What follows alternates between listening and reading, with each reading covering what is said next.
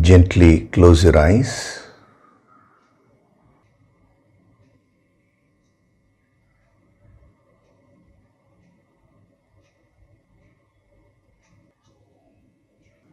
Do deep breathing.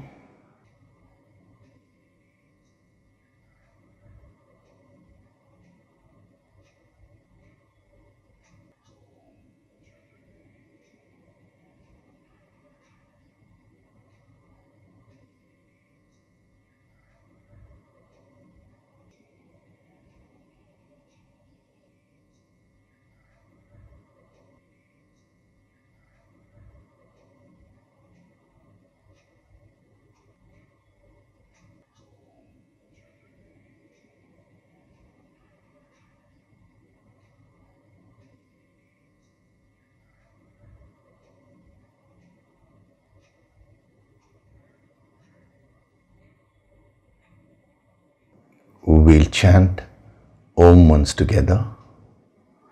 Synchronize the chanting of Om with your exhalation. Breathe in.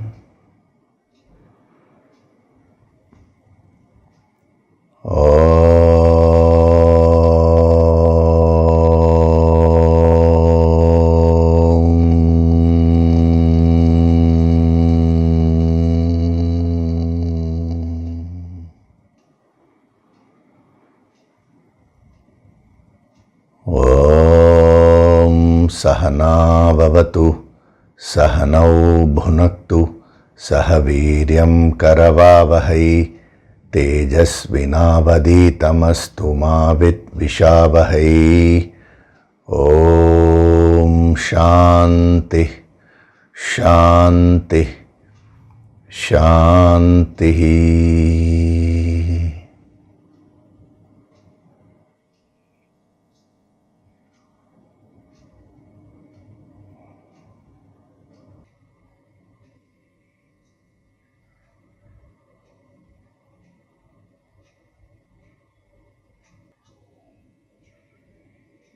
Gently open your eyes.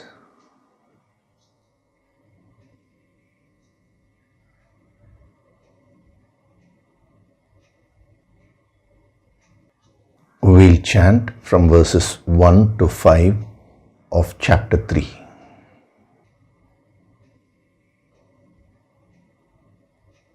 Arjuna Uvacha. Arjuna Uvacha. Jayasi chet karmanaste. Jayasi chet karmanaste. Mata buddhir janardana. Mata buddhir janardana. Tat kim karmani ghore mam. Tat kim karmani ghore mam. Niyojayasi keshava. Niyojayasi keshava. Vyamishreneva vakyena. Vyamishreneva vakyena. Buddhim mohayasiva me. Buddhim mohayasiva me. Tadekam vada nishchitya. Tadekam vada nishchitya. Yena shreyohamapnuyam. Yena shreyohamapnuyam. Shri Bhagavanuvacha. Shri Bhagavanuvacha. Lokesmin dvividha nishtha. Lokesmin dvividha nishtha. Pura prokta maya nagha. Pura prokta maya nagha. Jnana yogena sankhyanam. Jnana yogena sankhyanam. Karma yogena yoginam. Karma yogena yoginam. Na karmanam anarambhat. न कर्मणामनारम्भात् नैष्कर्म्यं पुरुषोऽश्नुते नैष्कर्म्यं पुरुषोऽश्नुते न च संन्यसनादेव न च संन्यसनादेव सिद्धिं समधिगच्छति सिद्धिं समधिगच्छति न हि कश्चित् क्षणमपि न हि कश्चित् क्षणमपि जातु तिष्ठत्यकर्मकृत् जातु तिष्ठत्यकर्मकृत् कार्यते ह्यवशः कर्म कार्यते ह्यवशः कर्म सर्वः प्रकृतिजैर्गुणैः सर्वः प्रकृतिजैर्गुणैः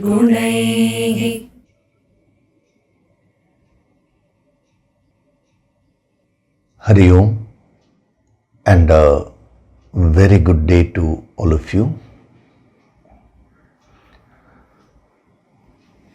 So in verse number 5, we have been seeing the first line wherein he says, not even for a moment can anyone in reality remain inactive. Now, when we talk of Karma Yoga is one of the ways by which you can develop spiritually. As I told you, there are many ways, like you have Karma Yoga, you have Bhakti Yoga, you have Jnana Yoga, and you have the meditation, dhyana. One angle is that these are all different ways, but that is also not the correct understanding. It doesn't give the total picture. Instead of understanding it as different ways in the sense of separate ways, what you need to understand is that these are separate aspects of your sadhana. See, when it is said Karma Yoga is one way, Bhakti Yoga is another way, how people understand is that, oh, I have to now choose, should I follow Karma Yoga or should I follow Bhakti Yoga or should I follow Jnana Yoga? That's how the mind misinterprets. But when these masters say that these are all different ways to reach God, they said it in a particular context, and that context was to accommodate all the sadhanas. That is, a person should not get into a feeling that what I am doing alone is right, or whatever I am doing is superior than what another person is doing. Because the ego gently comes into the picture and tries to create a lot of blocks. So to break that strong ego, they said, see, these are all different ways. So in case you see someone practicing one particular way, immediately, which is different from what you are practicing at that moment of time, immediately you will respect their efforts also. It is to build a mutual respect and unconditional love, that acceptance. It was in that context that they said this. Like how all the rivers merge into the ocean, they say that there are different ways to approach God or the infinite. And any way you take and follow sincerely, you will reach there. This is a very general statement. But if you go into the depth, if you use the yogic approach and go into the depth, then you will find it is not as simple as that. It is not that one person should restrict himself or herself to one particular way. That is not possible. So when it comes to the direct sadhana, at that time they have clearly mentioned that one has to do all the yogas. It should be a combination. So in that context, we can take Karma Yoga not as a way, but as an aspect of your sadhana. So Karma Yoga is one aspect. Bhakti Yoga is another aspect. Jnana Yoga is another aspect. Dhyana Yoga is another aspect. Like this, when we start seeing them as different aspects of your sadhana, now you start getting a total picture. So when it is said that Karma Yoga is another way, that is said in the context of building unconditional love and mutual respect, respecting others. But when it comes to personal sadhana, that is not going to help you. Actually, that will become a restriction for you. If you confine yourself to just one way, the so-called way, I'm putting it in quotes now, either Karma Yoga or Bhakti Yoga, something like that, then your personality will not grow fully. You have the physical body, you have the pranas, you have the emotions, you have thoughts, you have various seeds, the karmas. So like this, different aspects are there to your personality. So when you intelligently combine all these aspects, the Karma Yoga, then you have the Hatha Yoga, the Bhakti Yoga, Jnana Yoga, Dhyana Yoga, everything in the right proportion, then you will find that your entire personality starts getting transformed. So Karma Yoga, as far as we are concerned, sometimes it may be said that Karma Yoga is one way, Bhakti Yoga is one way. You should understand the context immediately. You should understand it in the right sense. But as far as we are concerned, when we are doing deeper sadhana, we should understand Karma Yoga as one integral aspect of our sadhana.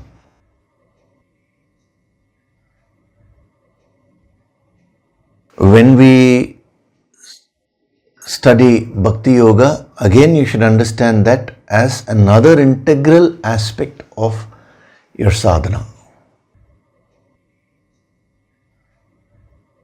Then only the complementing factor will work. One will complement the other and the other will complement another. So together your entire personality will get transformed. So when it comes to Karma Yoga, now there are many subdivisions in the sense sub-aspects, you can say.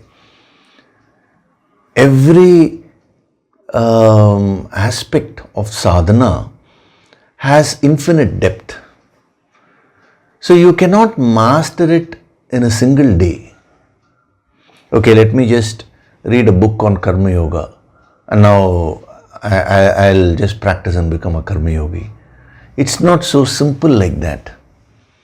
That is why in the good old days they never wrote books, because they felt that when you write a book, and especially when there is a title, supposing let's say there's a title as Karma Yoga, now there is a possibility that people may restrict their thinking to that. So nothing was written, it was all oral. And then of course later on, when people found this difficult, they wrote it down also with an idea of giving you inputs to go deeper, not to restrict yourself to that concept alone or that principle alone. You should remember that. So when it comes to Karma Yoga, there are so many points to be mastered. Now in each verse, he'll be giving a few points. Now you use the yogic approach and get them and try to practice them. It's only through practice you can master. So as far as this line is concerned, not even for a moment can anyone in reality remain inactive.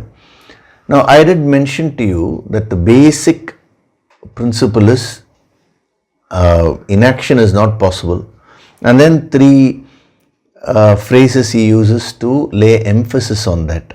That is, not even for a moment, and then kaschit means anyone, and jatu reality. This is what we saw. Now I'll give you one more deeper principle regarding this statement, which will help you tremendously. Now actually in this statement, he has covered some very important principles of Karma Yoga, and if you are able to absorb them, you will become extremely prepared to receive the higher wisdom. If you just read the translation, it looks like a simple statement.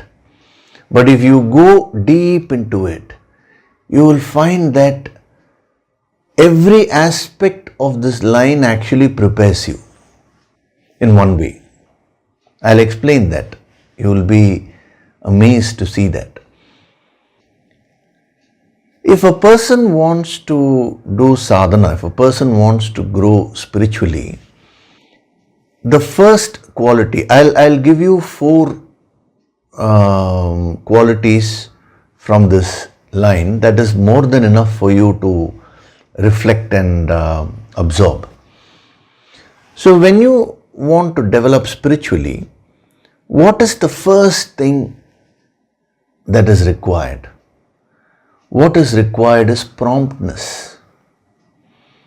See, a person who is lazy, who's tamasic, who doesn't want to put an effort, can never hope of becoming spiritual. Why spirituality? Even in the world, if you want success in something, you need to be prompt. You need to be willing to put in that effort. So when you read this line, not even for a moment can anyone in reality remain inactive, straight away what happens is you become very brisk and prompt. You're ready for action. Oh, activity can never be stopped. That is what enters your deeper mind, the message. So when you absorb the energy of this entire line, it builds a kind of alertness and promptness for you to do your sadhana.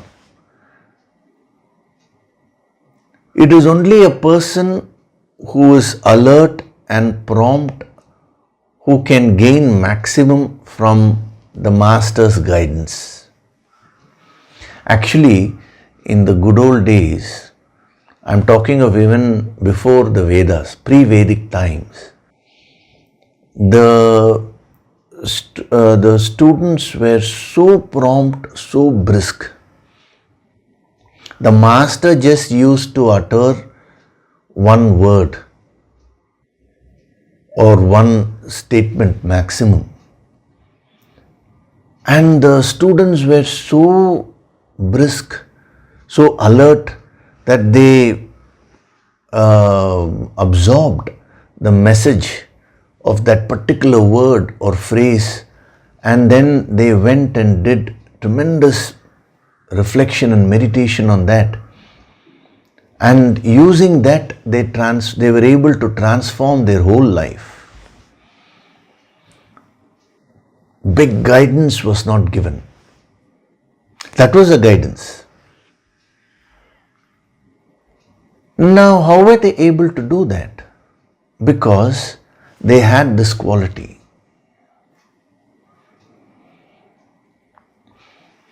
Actually, if a student is very well prepared, he has that alertness, 100% alertness, it means he'll be able to absorb fully. Then the Guru will just utter a mantra. For example, let it be Om. It is enough if the Guru just says Om. Immediately the student will start feeling the higher vibrations.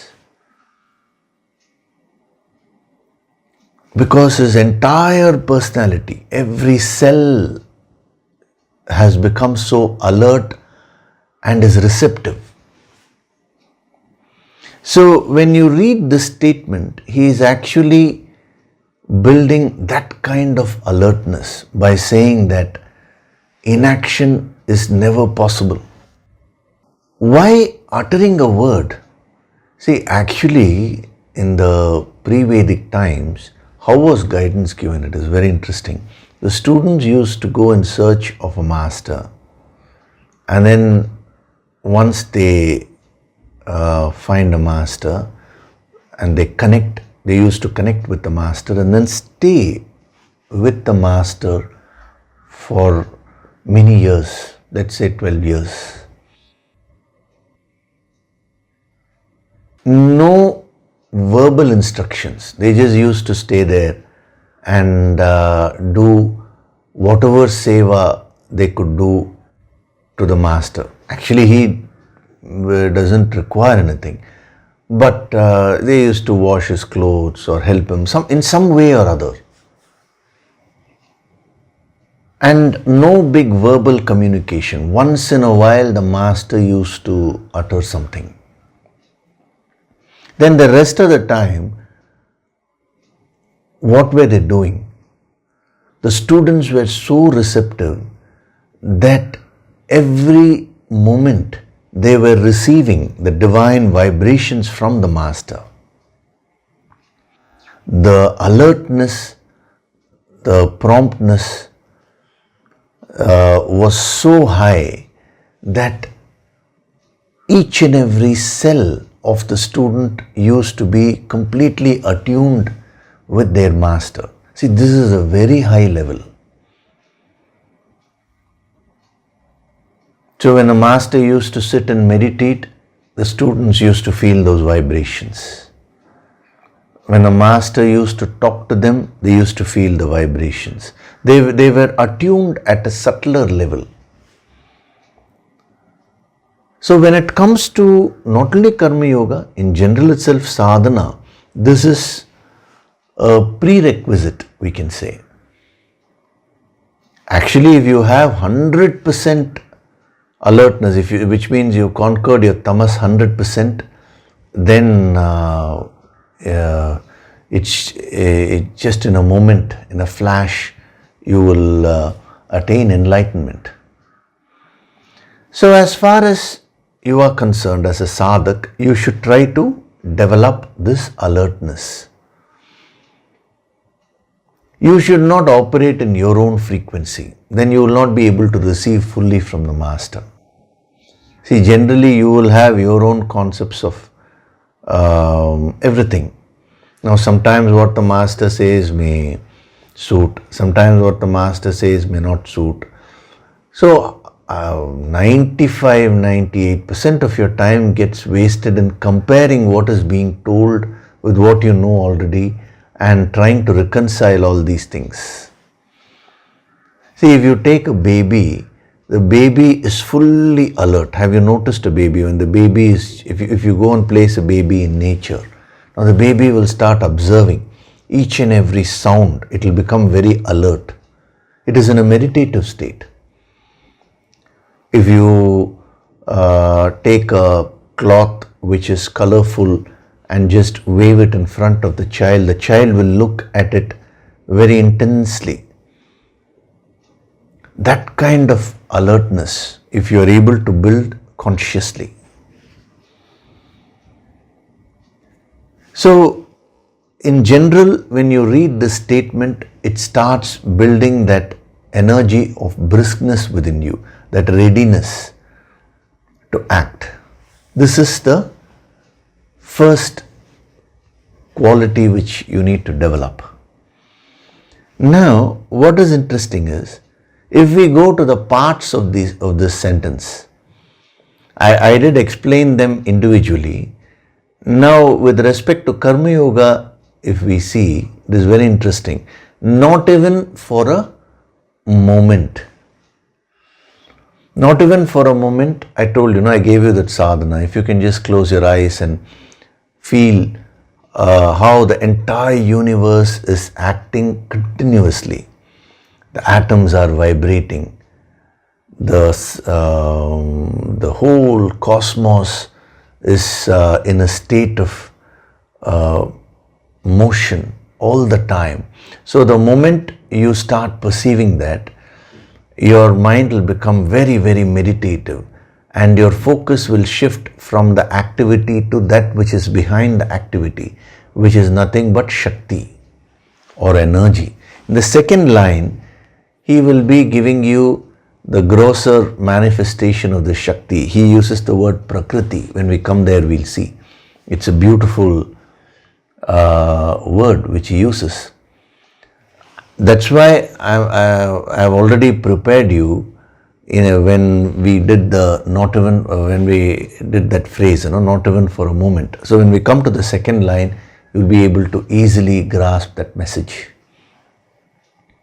So the second quality which you need to develop is getting attuned to the Shakti, to that supreme power which is behind this entire manifestation.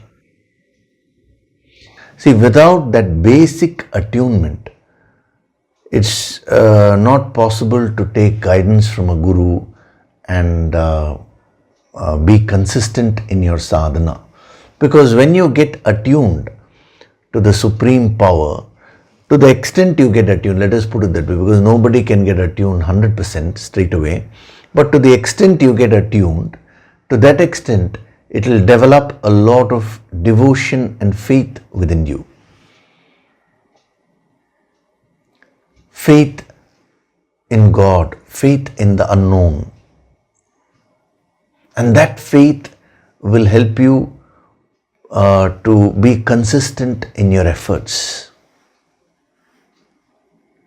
So this aspect, not even for a moment, when you absorb that energy, it instantly gets you attuned to that supreme Shakti. To what level you can go, to what level of attunement you can go, that depends upon your spiritual growth.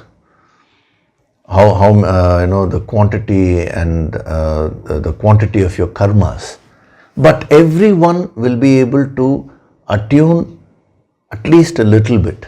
So that much you should do. See, all these points are applicable from 0 to 100. Depending on what level you are in, that much you will be able to apply these things. So not even for a moment activities are stopping. So you will go into the micro level of the universe, and you will find that every atom is vibrating. And then when you go to the macro level, you will find that the entire cosmos, is constantly bristling with activity.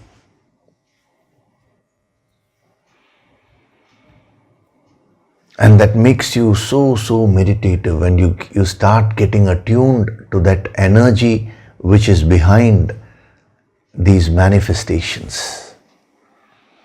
That is a very powerful preparation to do sadhana, to do karma yoga especially. Because when you do karma yoga, the first thing that will come is, I am the doer attitude. Because when you practice Karma Yoga, you're bound to become successful in life. When you become successful, you will develop an ego. I did it, I achieved it. All the various forms of ego will come. So right from the beginning, if you learn this process of attunement to that Shakti, to the higher power, then that will prevent from the ego developing when you're doing Karma Yoga. So not even for a moment, it gives you that quality. Then when you take the other part, that is anyone, kashchit, not even for a moment can anyone. So I did explain to you, no one is free of this karma niyati. So when you absorb that energy, immediately what will happen is, all your self-importance will go away. Another form of ego, another treatment, the treatment to another aspect of ego. See, generally, our focus is always on ourselves. We give ourselves so much of importance, and our problems are magnified. We are unable to identify with others. That is a big block in Karma Yoga. So in spirituality, we train ourselves to cut off that self-importance, self-centeredness, as if the whole world is there only for me, that feeling. So when the moment he says anyone, it means everyone, it includes everyone, no one can escape this. The feeling of self-importance immediately reduces. See, if you take the Puranas, the various Rakshasas and Asuras whom they have described, they are the demonical characters. Now you will find that all of them will have too much of self-importance. They want everyone to serve them. They want to rule everyone. That natural self-importance, self-centeredness, all these things are displayed. Whereas if you take any saint, and he doesn't put too much of importance on himself, he is always attuned to the higher, to the infinite. So by saying anyone, the extra importance which you place on yourself, that vanishes. So when you absorb this energy, again that prepares you very powerfully to do Karma Yoga. See, as long as you are having that extra self-importance, you will not be able to do Karma Yoga and serve others.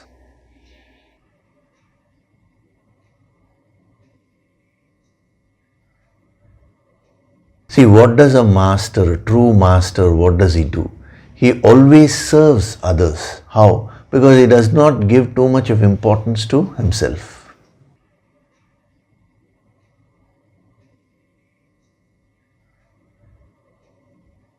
In the Shastras, they had kept as a sadhana for the student, when that was a Gurukula system and all that was there. So the master was ever selfless. So when the students used to go to the master, they used to serve the master. Why? Not to say that I will serve only the master, it's not that. To build that quality of seva, service. See, a person is so selfless and is giving the infinite energy. If a student is unable to recognize that and be grateful and reciprocate, How is it possible for a student to go out and serve humanity? That is much more difficult.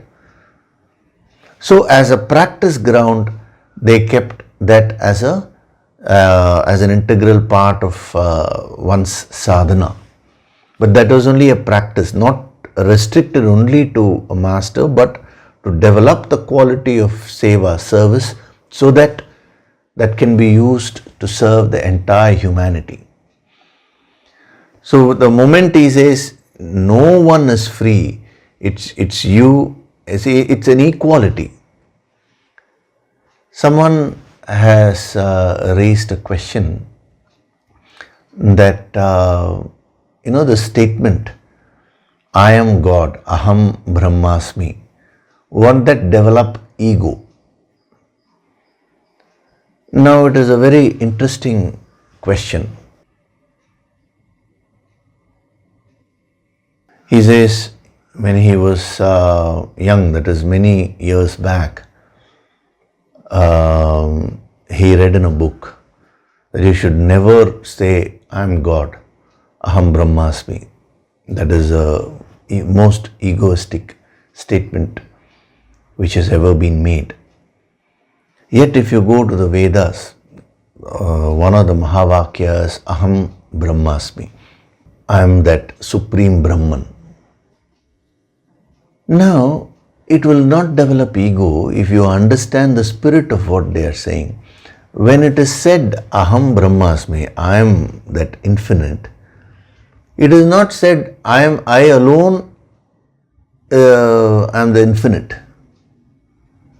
That is applicable to everyone, which means it is applicable, let us say you have a friend. Now your friend is also the infinite. You have your spouse is also God. If the statement is I alone, then it will develop ego. That is what happened to the demonical characters like Hiranyakashipu, Ravana and all these people, because they said, they went one step further. I am God, I alone am God, so all of you should worship me. That is not what is said in the Vedas. Aham brahmasmi, I am that supreme. In that exalted state of complete identification with the infinite, that statement was uttered. So that is universally applicable to everyone. So there is no chance of any ego. If you misunderstand that only, actually you may develop ego. That is what it is. Anyone, it is applicable. These things are applicable to everyone equally. This is the highest equality, sense of equality which you can get. So by absorbing the energy of Kaschit, your self-importance goes away. Then only you get prepared to do karma yoga, to do service, to work for a higher cause. See, every now and then I keep getting mails, Sir, we want to serve the cause for which you're working. You're serving the entire humanity by giving out this wisdom. We also, I also want to contribute something. I want to do seva. First, you need to remove the self-importance. Only then you can work for a higher cause. So this part helps you in that. That's why I took these parts in so much of depth, because if you, they really prepare you tremendously to become a karma yogi. And then the third is in reality.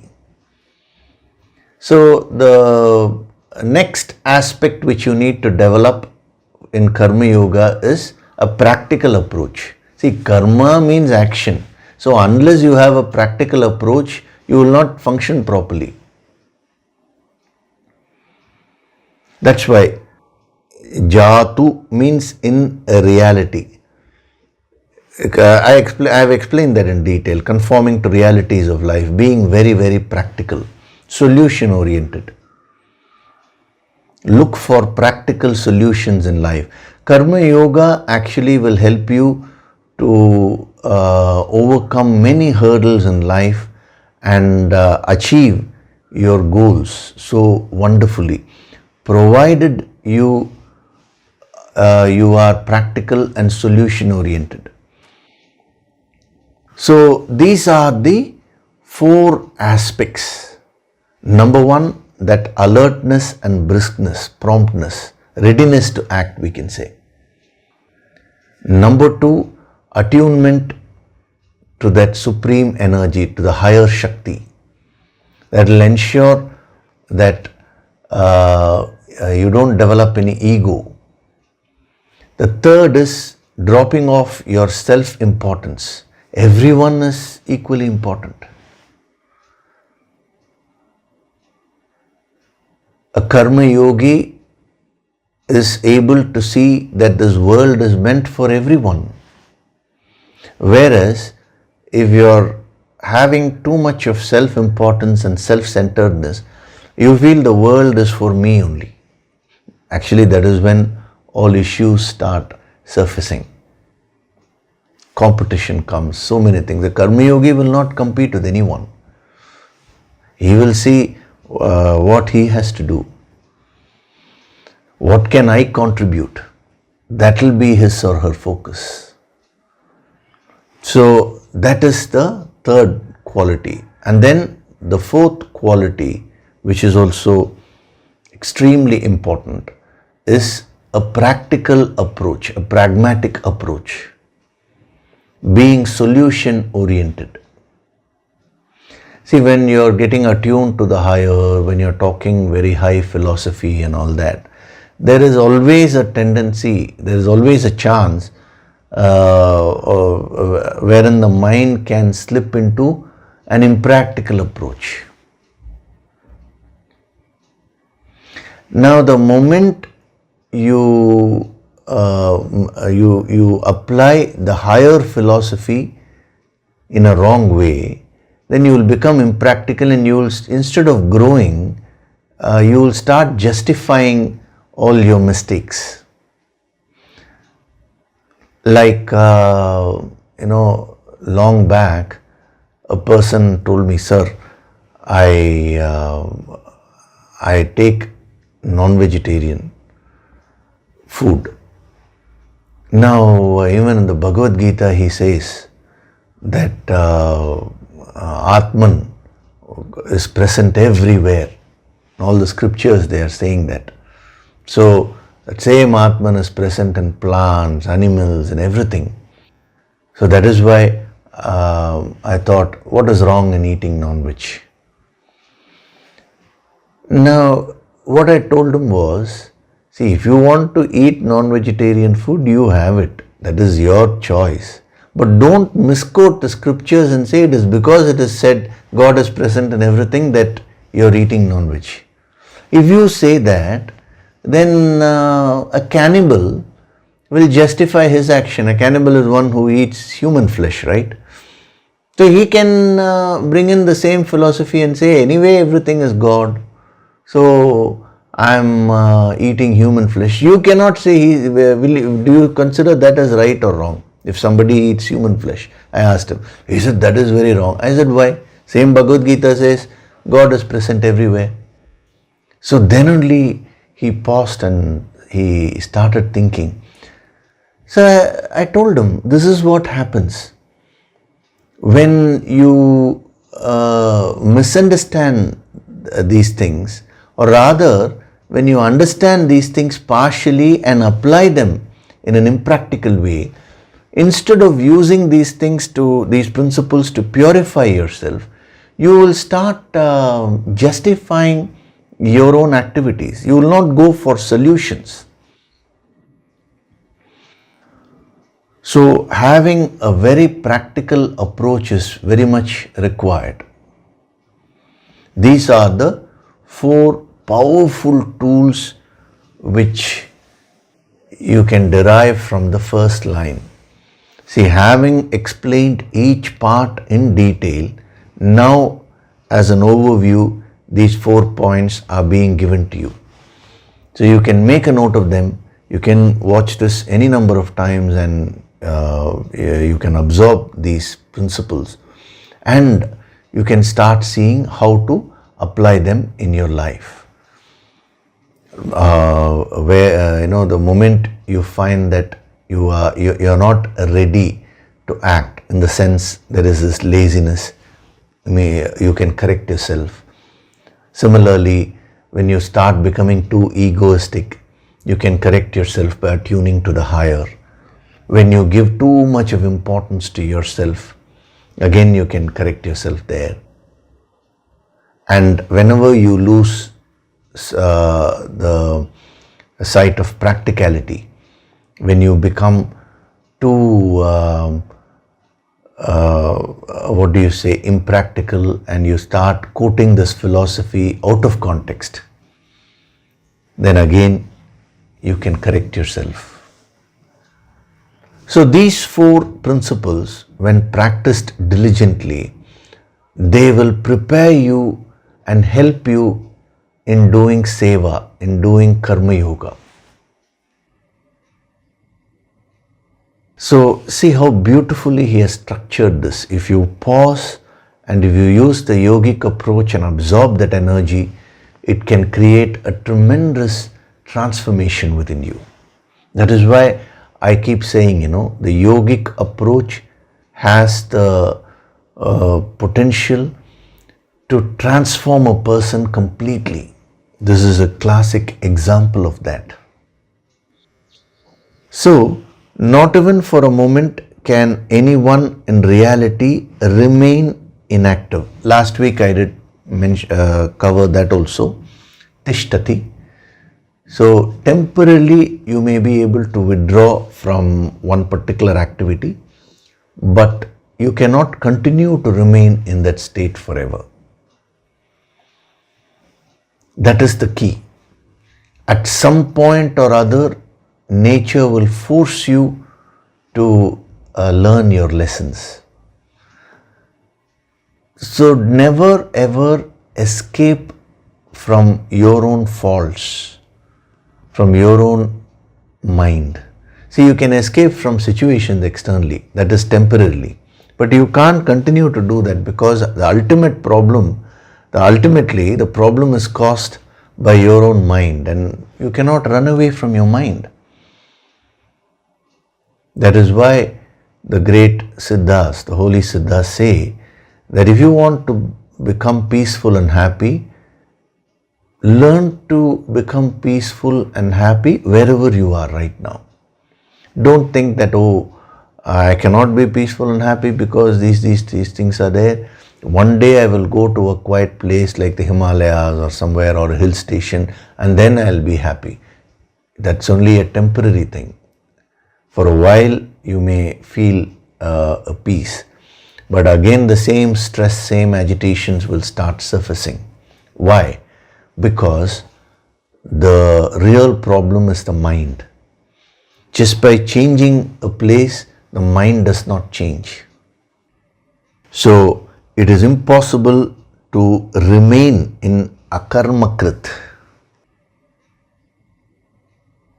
Now, in the second line, what he's saying is very interesting. All are indeed made to act. Karyate.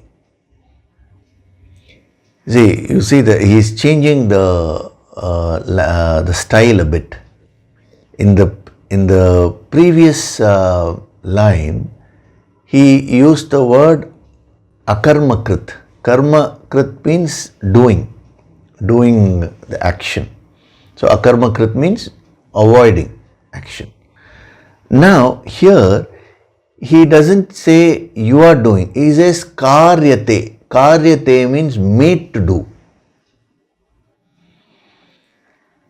So why is it that you are unable to stop activity? Because you are not actually acting at all. You are made to act by some other force, he says. What is that force? We'll be seeing. That's what he says. See, all are indeed made to act. Avashaha means helplessly. By what? Who is making us act?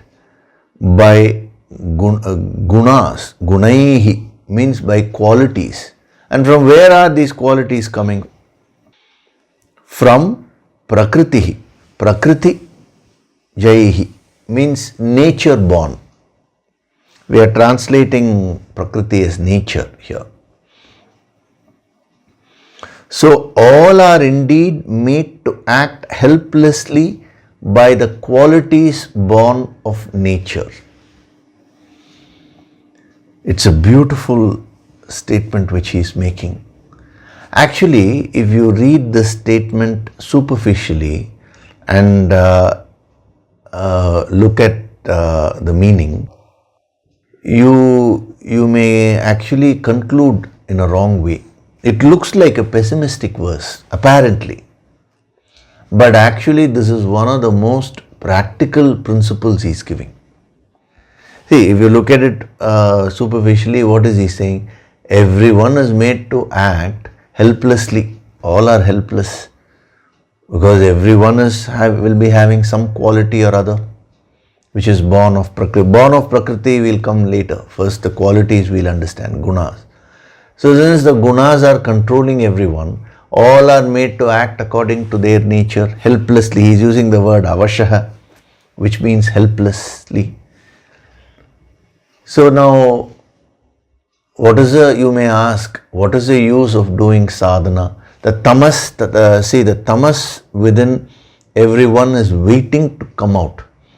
So the moment you read something like this, immediately the tamas becomes very active and say, correct, helplessly everybody will be acting. So why do sadhana and all that? Immediately the tamas will come. That is why we spent a lot of time in the first line to remove the tamas. After removing the tamas, then when you read this, you will not use it, you will not misuse it to become more lazy and stop off your effort or sadhana. So what is he saying here?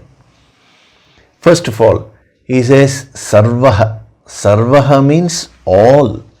In the previous line he said, he used the word kaschit, which means anyone. Now in an inclusive way he says sarvaha. Sarvaha means all, no exceptions whatsoever. And then he says all are indeed. He means indeed.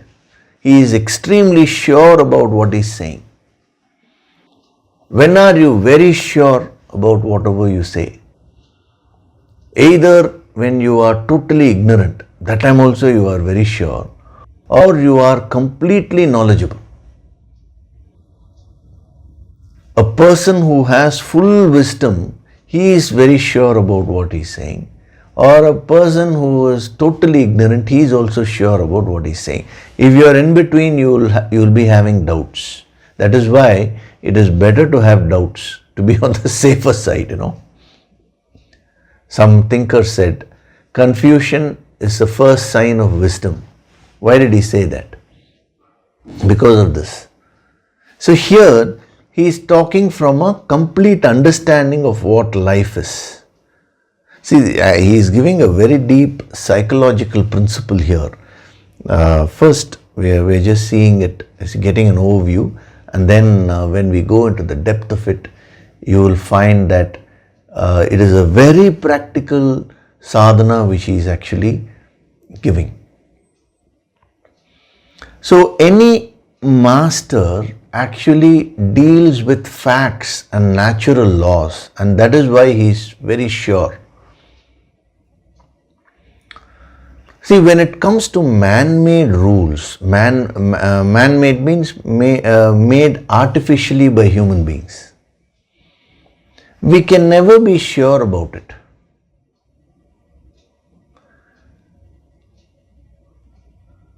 Can you be 100% sure that your clock is showing the right time? Maybe, may not be. I have actually seen that.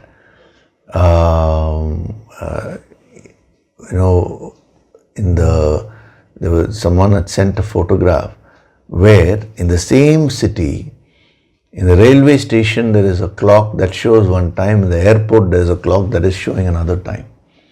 Why? Because these are all made by humans. Anything which is natural, we can be sure of.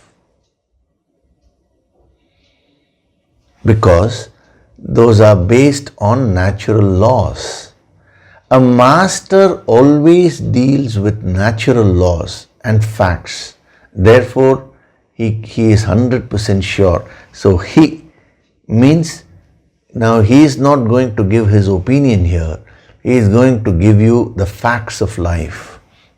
Whether you want to accept it or not, these are the facts of life. It's better you understand these facts and conform your approach to these facts. So all are indeed. And then it is made to act. Karyate. He is changing the style deliberately. Very, very gradually he is moving. First he was talking about, in the previous verse he said, by dropping off action, you cannot achieve anything. Then in this verse, in the beginning, he said you actually cannot stop action. The entire nature is constantly acting. Now, he is going one step further and he is saying you cannot stop action because you are not acting. You are made to act by some other force. If I am acting, then I have a choice whether I can act or not. But if someone else is making me act, then I don't have a choice there whether to act or not to act. That is why the great yogis are saying you don't have a choice with respect to whether you can act or not act, because that is not in your hands at all. You are anyway, just by your very existence, you have gotten into action. You have been pushed into action. Now you have a choice whether you can, whether to choose positive actions or negative action. These things are all possible. But the fundamental choice of whether to act or not is not with you, because you are not acting. Karyate. Some force is there behind all the activities which are going on. That is what I explained to you when we did the not even for a moment, that aspect when we did.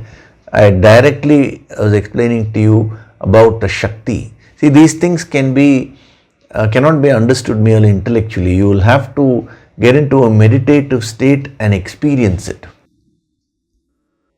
So that supreme force is called Shakti. And how does that Shakti grossify and manifest itself further? That is what he is covering here. He uses the word Prakriti. Prakritihi. Prakritihi means nature. Prakritihi is a gross manifestation of that Shakti. And from Prakriti, what comes? Is gunas. Gunas means qualities. Everyone has certain qualities. What differentiates you from the person who is sitting next to you? It is nothing but the qualities. All are human beings only, but the qualities are completely different.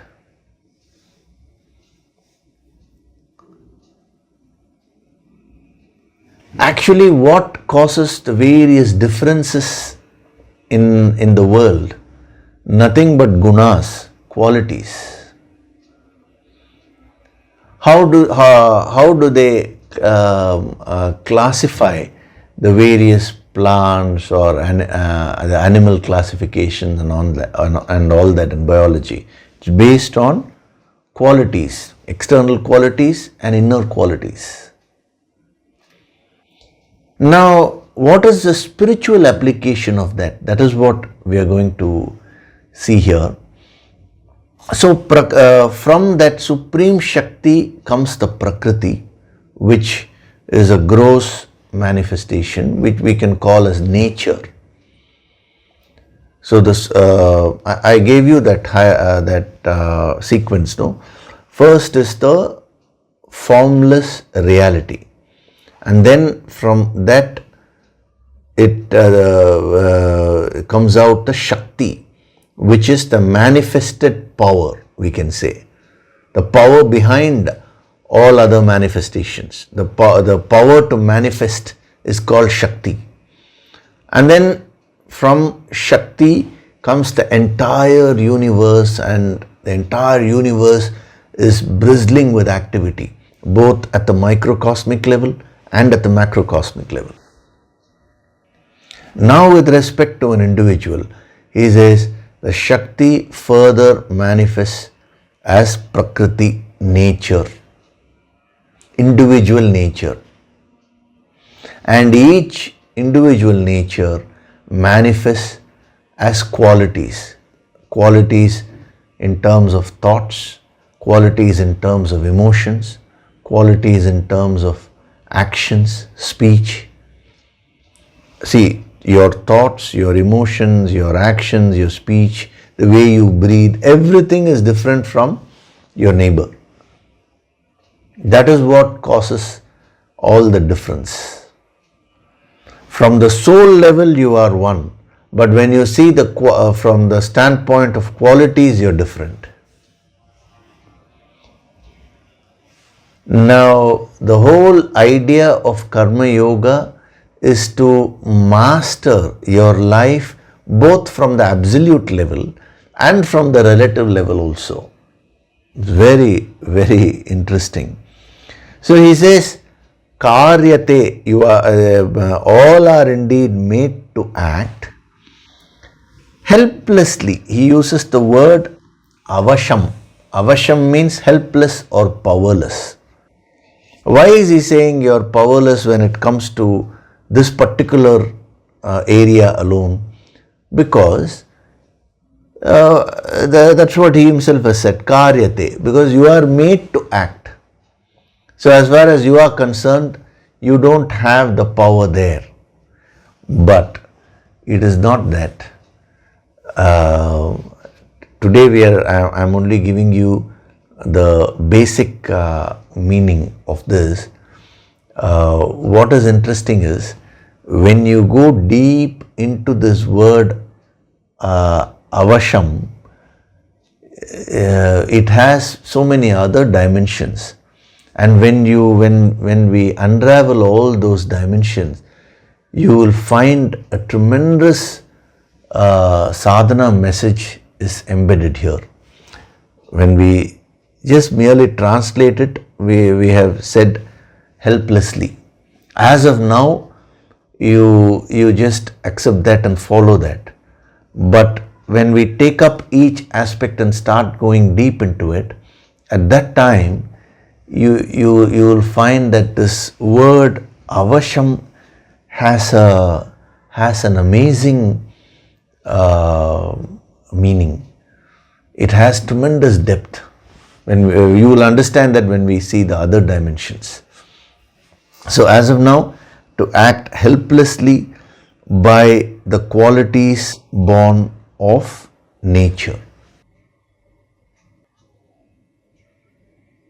So before we go into the deeper meaning of this particular line, you should first absorb the energy of indeed. When he says indeed, I told you he is basing things on facts. So as a sadhak, you should start basing your life on facts. You should not come to conclusions, your own conclusions based on hearsay. See, generally, people just hear something from someone and immediately conclude. Today, in the social media, everyone seems to be an expert on every issue. And without even verifying any fact or without checking anything. You also forward all these messages to people who are known to you. Even hundreds are not correct. Millions and millions of articles on health. Any subject you take, everyone seems to be an expert. All those are nothing but opinions only. Please understand this. You should not get colored by that. If you want to grow spiritually, first thing is you need to develop clarity. So when he says indeed, it reflects clarity of vision, clarity in terms of thinking. A master has tremendous clarity because he will not base any conclusion on others' opinions. He will always come to the right conclusion based on facts. So from this moment, you start practicing that. Don't conclude very fast just because you have seen two things. In Tamil, there is a beautiful saying, no? Kannal kaanbadum poi, kadal ketpadum poi, theera visarippade me. Means what you are seeing with your eyes are also false. What you are hearing with your ears are also false. Theera visarippade. If you investigate, you should investigate properly. You should question and get to know the facts. That's what he means by theera visarippade, intense investigation. For that alone, may means the truth. You will be able to ascertain the truth only if you develop this investigative quality. Investigative means questioning, I mean. So, a real sadhak, he questions as to what is life. See, what does a sadhak do? When we use the word mumukshatva and all that, those are all technical words. But if you were to get into simple language, what is the role of a sadhak? What is his work, his or her work? Is nothing but investigating as to what life is all about. Who could have created this world? What is behind this world? Is there a higher power called God? So all these are nothing but questioning, trying to find out, trying to ascertain the truth. That is what develops that desire to know the truth, to experience the truth. So as a sadhak, you should develop that mumukshatva. And from where will you start? Right now, in any area of your life, you should never ever come to conclusions based on opinions. Always look at what the facts are. Don't come to conclusions very fast. You see a person crying, immediately that person is a very sorrowful person. May not be. You see a person committing one mistake, that person is a bad person. He may be a very good person, and he may just have this one he may have done this one negative action, but your mind immediately concludes. And in today's life, this is all the more applicable, sticking to facts. It's so important because what I'm finding is people have this habit of doing the internet search on everything, and internet is the web is a place where anyone can come and give his or her views. You don't check the source. Who is saying, is that person qualified? Everyone comes and gives tips how to become successful, how to control the mind. Especially with respect to health, I find everyone gives their opinion. When it comes to spirituality, meditation, there's that, whatever comes to their mind, they keep on giving. So you should have the clarity to be able to ascertain the truth in every area of your life. If you practice this sadhana of not concluding based on opinions, rather putting that effort to collect facts so that you can come to a proper conclusion, if you practice this simple sadhana, it will give you immense peace and clarity in your life.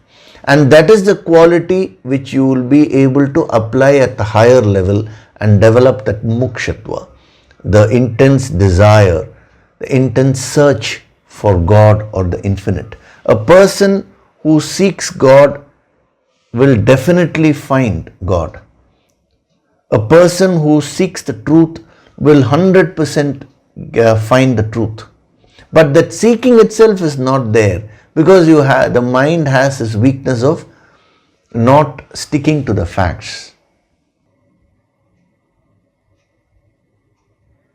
So in spirituality, we always say, never come to immediate conclusions. The patience is required. It is only a patient person who can go to the end. So indeed, very, very sure, he is basing it on facts. Having crossed everything, of course, Lord Krishna is a supreme avatar. So from that state, he is saying these are the facts of life, and you also absorb these facts, then you will become very sure about what the truth is. So we'll stop with that today. Next week we'll go into more depth, very powerful principles, very, very powerful principles have been given here in terms of self-purification and also in terms of handling others. Everything is there in this second line. So we'll see a few important tips which will help you in your path, and then of course we'll go further. So before we do the meditation, I will take up a question.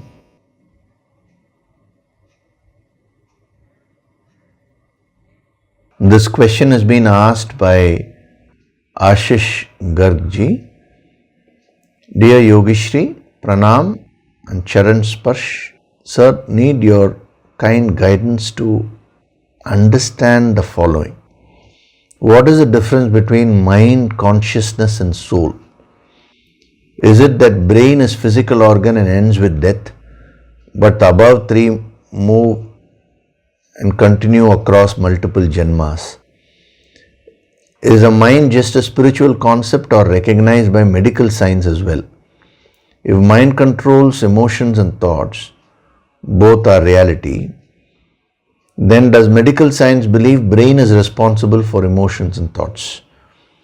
But when doctors say subconscious, they use term subconscious mind and not subconscious brain. So sir, kindly throw some light. I am stuck in this dilemma and keep thinking about it. Thank you very much, sir. Kind regards, Ashish. So very interesting question. To sum it up, what you're asking is the difference between brain and mind first. See, as far as the consciousness and soul, we will see that separately. That anyway will be coming. Even the brain mind will be coming, but that is a basic thing which you need to understand. What is the difference between brain and mind? Now, when it comes to the yogic science, they have dealt with all this in a very deep way. The purview of medical science is to find some solutions for certain physical diseases. So they are looking at an individual with respect to the physical body alone. But that cannot give a complete picture of an individual. See, their purview, their goal is one thing. Whereas when it comes to the yogic science, the goal is not merely the physical body, just to make the physical body right, or it's not all that. It is aimed at complete growth, complete purification and expansion and merging with the infinite. That is why they have covered everything very extensively. So brain is a part of the physical body. Brain is not the mind, as many people are thinking. Mind is a part of the emotional body, what is called as Manomaya Kosha in Sanskrit. Manomaya Kosha means the sheet which is made up of the mind. What is the mind? The mind is nothing but the emotions and thoughts. Further to that, the mind can be divided into two, the logical mind and the emotional mind. The logical mind is what is called as buddhi, the intellect, and the emotional mind sometimes is referred to as manas. But manas or mind is also can also be used to refer to both the emotions and the intellect also. Apart from this, there are many layers of the mind. The conscious mind, then the subconscious mind, further deeper layers of the mind. There is something called the superconscious layer of the mind, the cosmic consciousness. Now, those are all very advanced principles, where as we progress in spirituality, when further and further higher empowerments are given, all those aspects of the mind will be tapped. Even in the Yoga Sankirtan meditation, when you go into a very deep state, so many thoughts which are hidden, they all start coming out. From where are they coming? They are all coming from the deeper layers of the mind. Sometimes, you may have a glimpse, a very divine experience. You can't say it is an emotional experience. It is not something which you have thought about consciously. That is coming because you get connected to the divine consciousness. Now, what we can understand is, first of all, brain is a part of the physical body and the mind is a part of the emotional body. See, in the medical science, they don't consider anything beyond the physical body at all. So, they try and explain everything with respect to the physical body only. Because that is as I told you, that is their field of research. But our yogis, our siddhas, they say you have 5 bodies. I've mentioned it many times to you. First of all, the pranas itself are so subtle that that cannot be experienced in a gross way. Then comes the mind. So the mind belongs to the mental body, emotional body, but which consists of, let us say, emotions, and then the logical mind, which is thought. So we can say thoughts and emotions. These thoughts and emotions express themselves through the brain.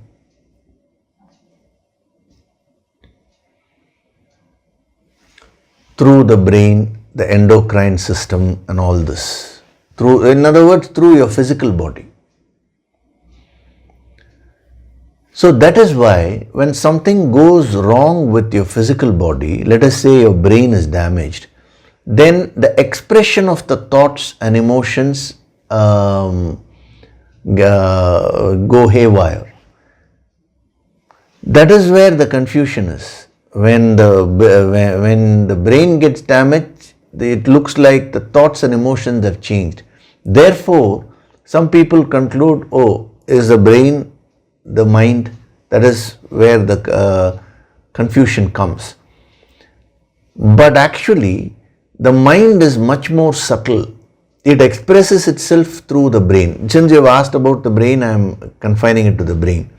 Otherwise, actually, the mind expresses itself through the entire body. Actually, it expresses itself through each and every cell. Every cell behaves in a particular way based on what you have stored, what kind of emotions you're feeling, what kind of thoughts you're generating. We saw that in Kaya Tattva, If you have forgotten that, then you do the course again to understand how the cells of the body function and what are the controlling factors, how your own emotions and thoughts actually control them. So the endocrine system is there, the hormones are there. Now, it's an eternal debate which the psychologists always have. Does the, just as whether it is controlled by genes or whether it is a mind, same way, the endocrine system or is it the mind? So in psychology itself, there are many divisions. One division, one kind of thinkers, they said, no, everything is endocrine system, hormones only. It is a secretion of hormones, that's all. Another kind of thinkers came up with some other theory. Like this, one branch of psychology says no. It is very similar to what our yogic science says, The mind is different and it controls the whole body. That is also accepted in the subject of psychology. Very interesting. So our yogic science is a complete one. So when you have not developed to a very big extent spiritually, when you don't have, when you have not done so much of tapas, then whatever happens to your mind happens to your physical body also.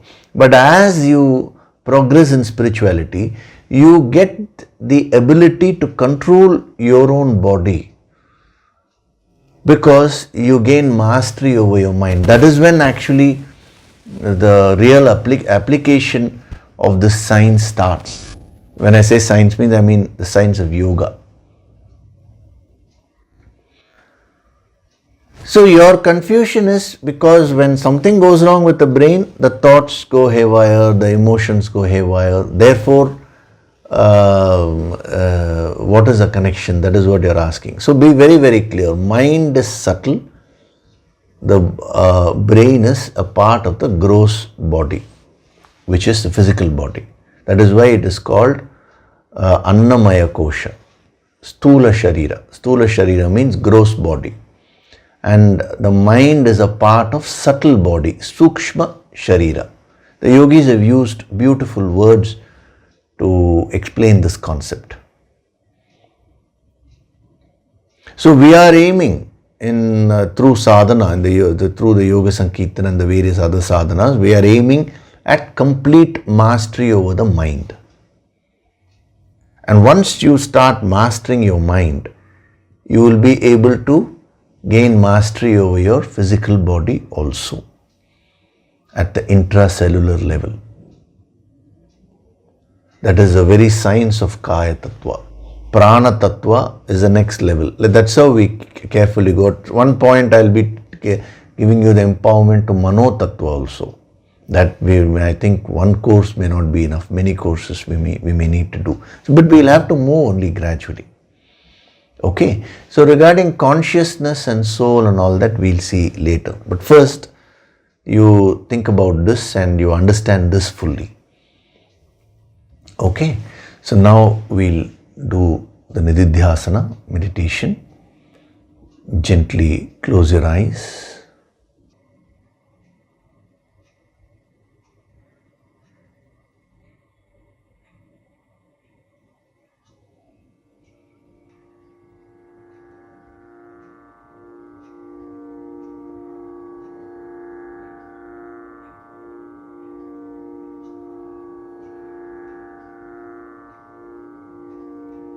Do deep breathing.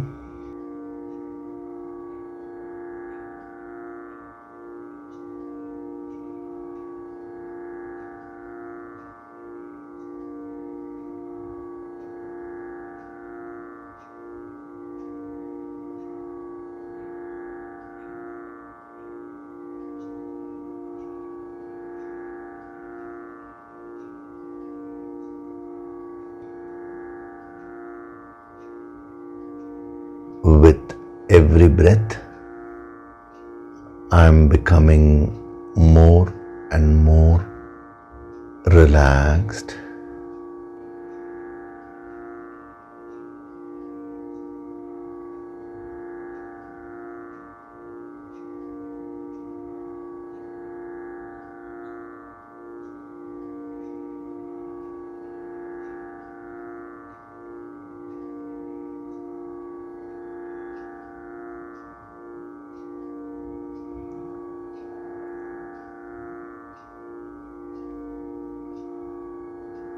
Feel the presence of that divine Shakti in the form of vibrations.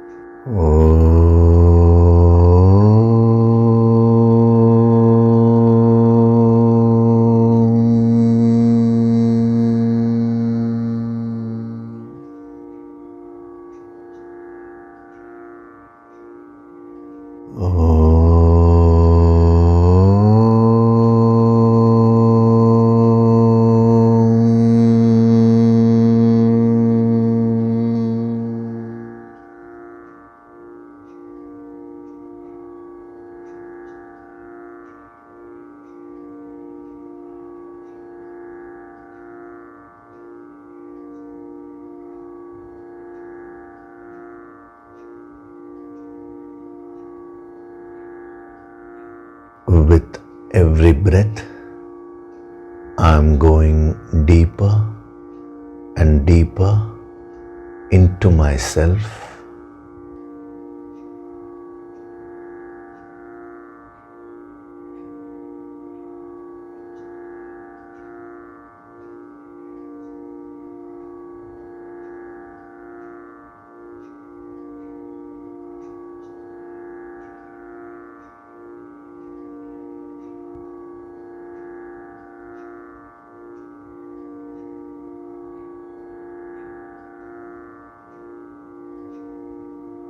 Beyond this physical body,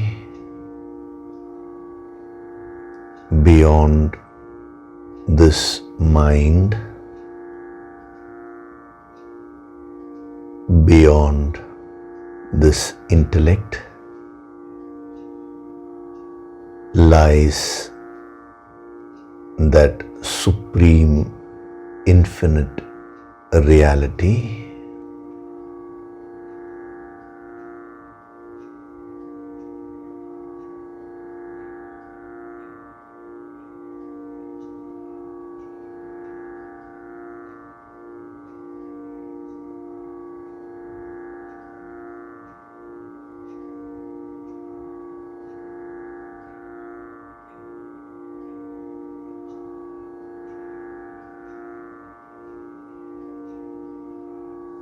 I am one with that supreme reality.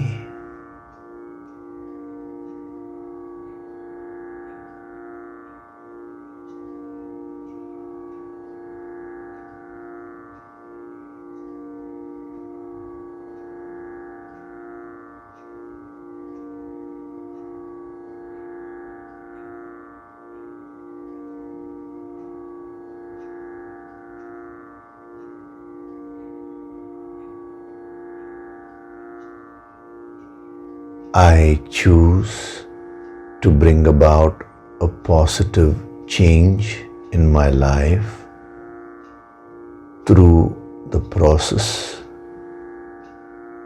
of self-transformation.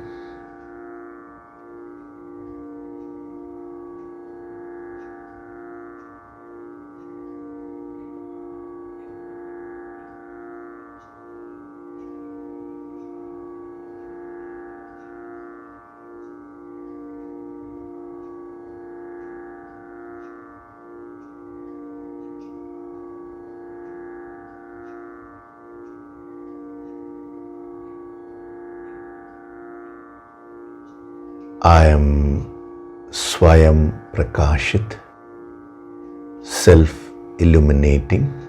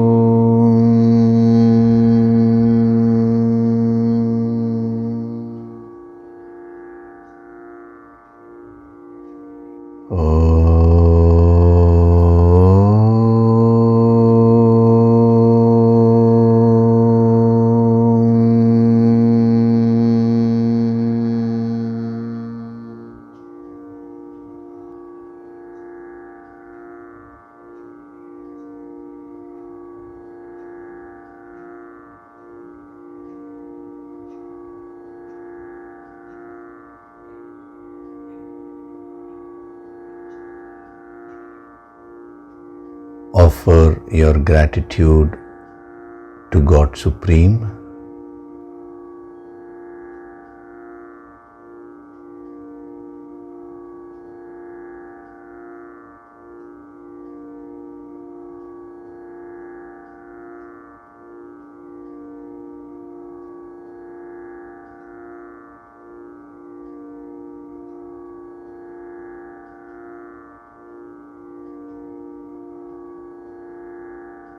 Offer your gratitude to your Guru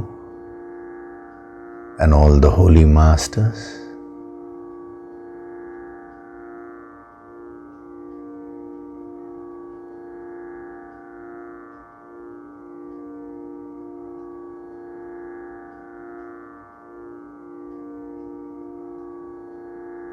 Slowly come back.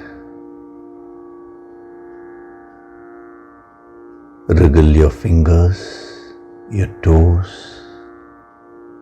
Rub your palms together to create a warmth.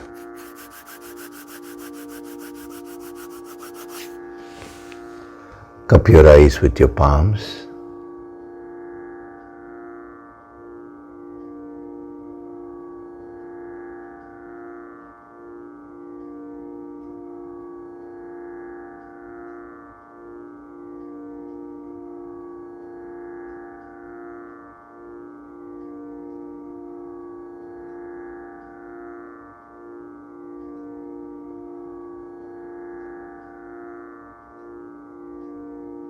Gently rub your eyes, cheeks, forehead, top of the head, back of the head and neck.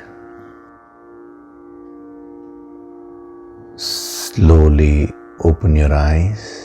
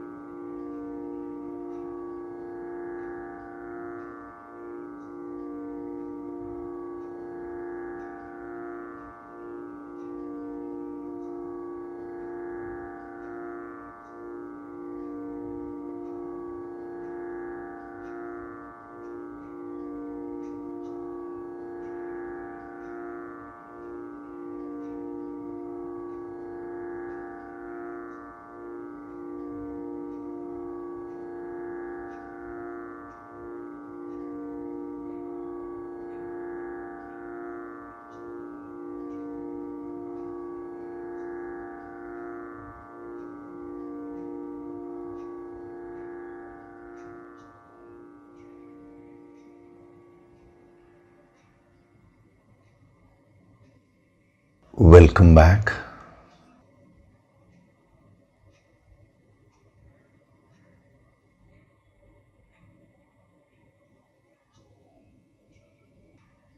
It's another deep session we had today. We are slowly getting into the real depth of Karma Yoga.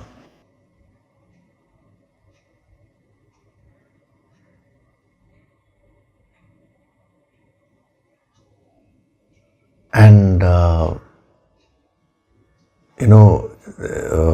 when I was answering Ashishji's question about the brain and the mind, as far as you are all concerned,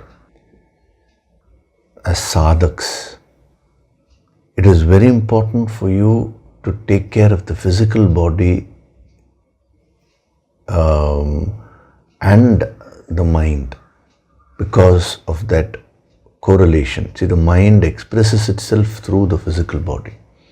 That is why yogis have laid a lot of emphasis on physical health also. Why has the empowerment on Kaya Tattva been given?